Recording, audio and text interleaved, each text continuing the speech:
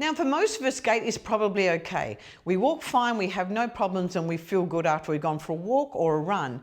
But if, like me, you have experienced bunions that have gotten bigger as you've gotten older, and I'm choosing not to have them operated on at this point in time, then that could be a problem, and you do need definitely to look at footwear, supportive, comfortable footwear, and probably ones that aren't too restricted so that your bunion has room to allow you to bend. Because every time we take that back foot and bend it, and I'm finding this more in a lunge these days, every time that we bend that back foot and you have a bunion, believe me, it can really hurt if we don't have a supportive shoe to help us with that. So let's look at some basics of gait.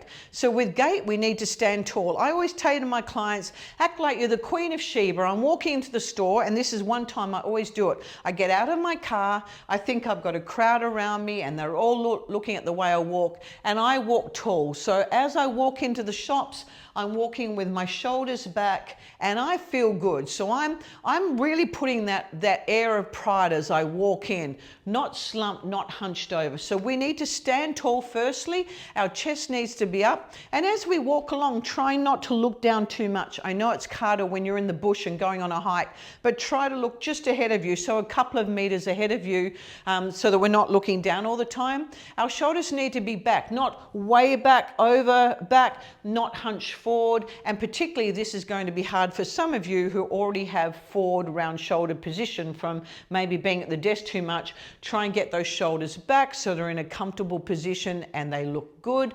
As we walk along, our arms are going to swing just side to side, so not overly, don't need to have them way out here. Sometimes I see people walking along like this and I'm not sure what they're trying to do, but it looks very weird.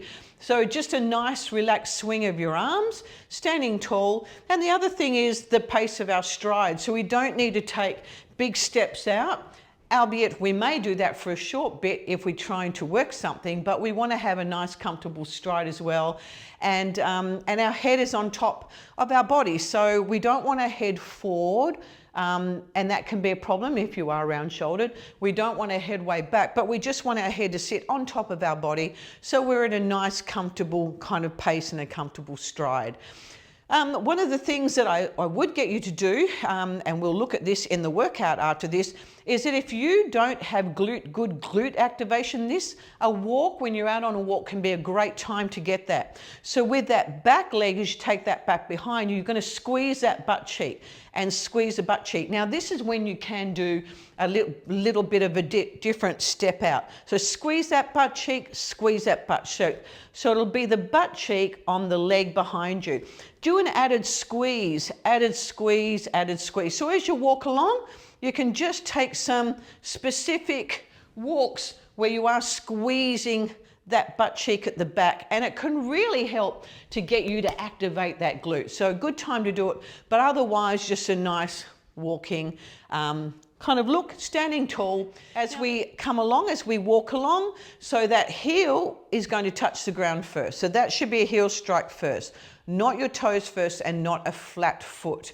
It could be an injury that's causing you to have a flat foot with one of your legs. So just be aware of that. As we come along, then that other leg will be out to the back. So that will push out to the back. And if we've got tight hip flexors here, because maybe we've sat around quite a bit, then that could be that we can't take that leg out as far. We may need to do smaller steps. That leg extends behind us, and then we come up onto those toes to push us forward. Now, the reason you might not be able to do that is, like me, our bunions, or you've just not got good supportive shoes, or shoes that allow your feet to kind of expand out, which is really important as we get older. So it could be those shoes that are holding you back with that one. And then from there, we need to bring that knee, that back leg forward, and need to bend that knee and be able to lift that foot up from the floor before we place that down, before we place that leg down and do our same walking forward. So this is exaggerating, but if you think that leg needs to come forward, it needs to be able to be brought up. And you may not be able to bring that knee up very high because of weak glutes, but you also may have something like Parkinson's, maybe also preventing you from being able to pick that leg up and doing more of the shuffle. We need to be able to have stable hips. So some of the things that we'll look at today to work out our body will be our glutes, our core, our legs and our hips. So we are going to get into a workout now. It's a simple workout, but one that you can actually look at a few parts of your body and be trying them out at home. I'm just going to have a set of dumbbells today as I do some things, and then we'll be doing some stand up and some on the floor. Let's have a look. Okay, we're going to go for 40 seconds. I'm going to do a walk with an extended squeeze behind. So every time this back leg goes behind, I'm squeezing that butt cheek. So really great to get some glute activation there as I walk along. I'm squeezing, squeezing, and squeezing. So really squeezing that back butt cheek as I walk. You can intertwine this with your normal walking. So just think, I'm walking along and then I'm just going to do some extended, re-squeezing that glute as I walk along. Lovely.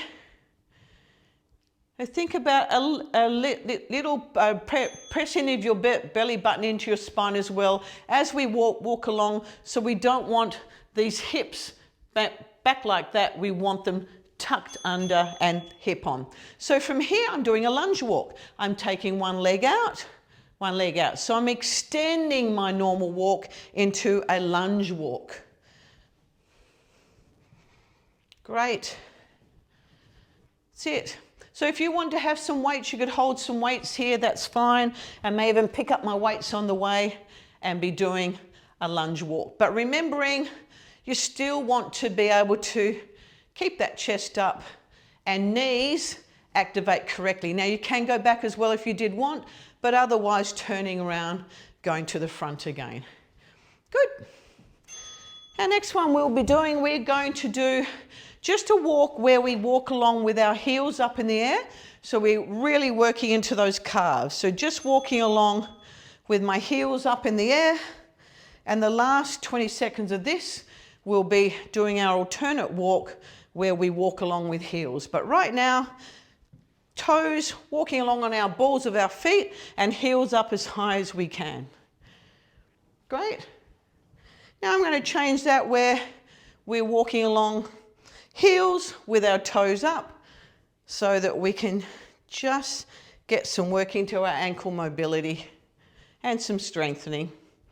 Great. Good. I'm going to get my chair for the next one. So from here, I'm going to be doing a sit stand. So one leg. One leg's so important. I trained a client today and it was the first time she'd done strength training for about 8 years, and she didn't realize she's had 2 hip replacements. And we're just trying to stand up with one leg. If you need a heel or a toe down, pop that down. But otherwise, we're trying to make one leg do all the work. You can hover if you did want and stand up again, but otherwise sitting down, standing up with one leg. She didn't realize how badly her left leg worked and her right leg was doing all of her work. She actually couldn't stand up from the left leg, but she could do it really well on the right. So that gives you a warning bell. If you can do something well on one leg and there's no injury, she had no injury, nothing was wrong, she was just weak. So she let that right leg do all the work. We need to make our weak side also work. Great, I'm going to take it to my other side now. Pushing up. You're going to have a heel down if you want, or a toe down just to balance yourself, or a broomstick and a mop stick on the other side, or just taking up that foot off the floor. I guarantee there'll be some of you out there that will struggle to do this in one leg. Now this is my more unstable leg. So I always find this one harder. That's because I had a hip issue a number of years ago when I just turned on the computer. So this is my more unstable leg, but have a try at being able to not use your other leg if you can help it. Good, okay. So the next one that I'll be doing is just a side to side lunge. Take that over there. So I'm just going to step out to the side, bring it back in, stepping out to the side. Great, working all of these different part of our muscles, getting everything nice and strong. Good. Well done. Yes, don't ever let one side of your body become overly strong and the other become overly weak, because that will cause problems. In a functional way, you're doing so much more of the work, and it may not be now, maybe years down the track. But try and make both sides of your body as strong as each other. Now I'm going to have my chair here, and I'm going to be doing some mountain climbers on it, then I'm going down to the floor. So from here, going to come out in a plank, holding my core on. This is going to work some of my core, which is required for being able to walk along and have good core stability. Now bringing those knees in. If you did want to come down to the floor, you could be on the floor and bringing those knees in. So either on the chair or on the floor, I don't mind which. Tongue on the roof of the mouth, holding that core on while we're here and feeling those abdominals work.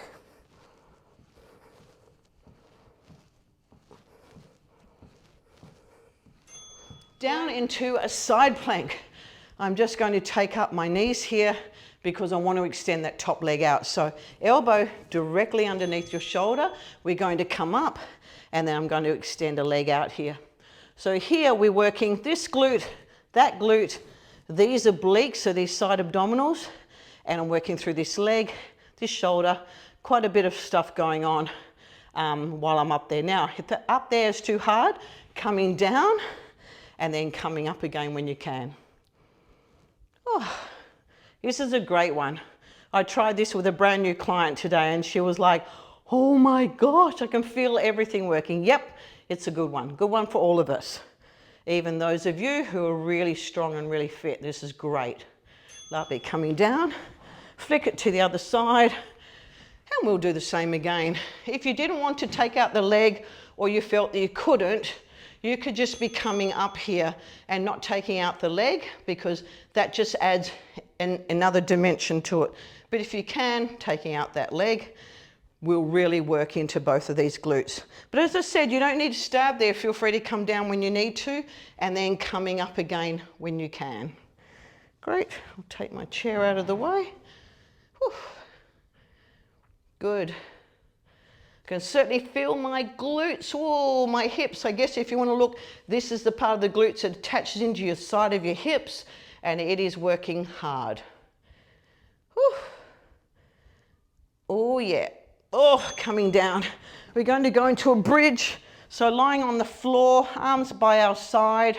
We're just going to do a tiny pelvic tilt. So we're trying to leave our hips on the floor, but tilting our pelvis. So we're flattening our back, and from that flattened back position, take up the tailbone and reaching those hips up high. Really squeezing these butt cheeks while you're up here. Now you may not want to stay up here for long. You may want to come back down, rest again, then do the thing all over again, tilt those hips, lift up. Or you may not stay up there and lift a leg and lift a leg.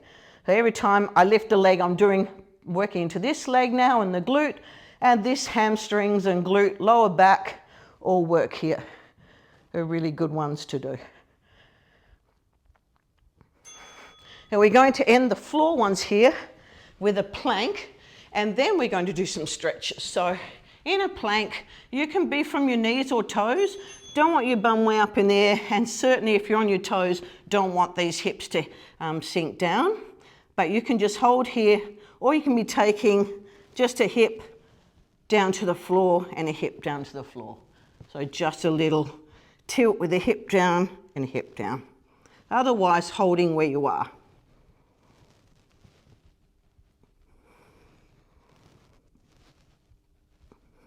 Great. We have the last 10 seconds to go. Now, if this gets too much for you, or you feel like your back is suffering too much from this, coming down to your knees and ending off there. Well done. Thank you so much for joining me today. That is the last of our ADL movements, our activities of daily life movements that help to get you through life and help you age well, to keep doing all the things that you love. So thank you for joining me today, and I look forward to seeing you next time. Please leave a comment there if you found that any of this has been helpful, or if you want to tell me anything about your gait. Thanks for joining me. See you next time.